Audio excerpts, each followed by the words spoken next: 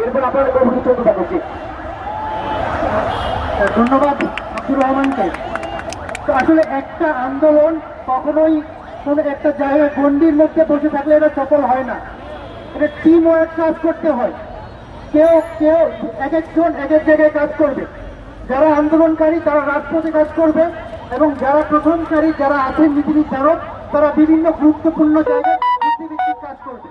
তো আমরা যদি এখানে বসে থাকি আমরা রাষ্ট্রের ভাবনা বুঝতে পারবো না। রাষ্ট্র আমাদেরকে কয়েকজনকে ডেকেছে, আমরা সেখানে যাব এবং তাদের থেকে আমরা আজকেই মতিঝিল অধ্যাদেশ হয় সেটা আমরা নিয়ে আসবো। আপনারা সকাল থেকে অনেক আন্দোলন করছেন, খুবই ক্লান্ত তৃষ্ণার্ত। তো ঢাকা কলেজের যে রাজনৈতিক সংগঠনগুলো রয়েছে তারা বিকালে আপনাদের জন্য নাস্তা এবং পানির ব্যবস্থা করেছে। না না না না, সেন্টার সেন্টার সেন্টার।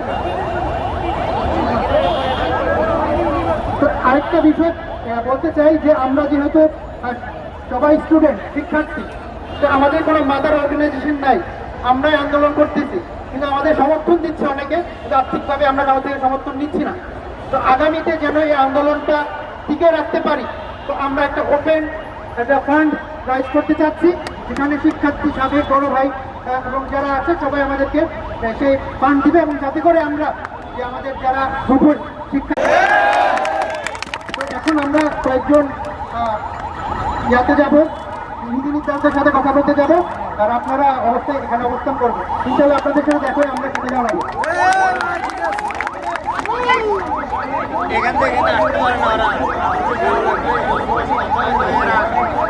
আমরাই ওদেরকে বসাইলাম, আপনারা আসতে পারেন। এই মুহূর্তে আশরাফুল আপনাদের সাথে একটু কথা বলবো।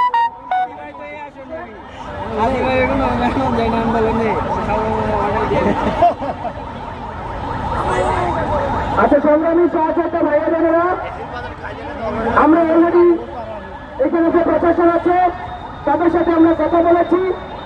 যে 4 লক্ষ শিক্ষার্থী, এই 4 লক্ষ শিক্ষার্থী প্রায় 1.5 বছর থেকে এই আন্দোলন সংগ্রাম করে আসছে।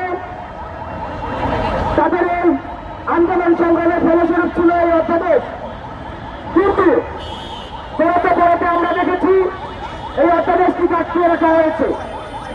আমরা বলেছি যে এটি আমাদের সর্বশেষ কর্মসূচি ছিল, আমরা এই কর্মসূচির মাধ্যমে অধ্যাদেশ নিয়ে তারপরে ঘরে ফিরে যাব।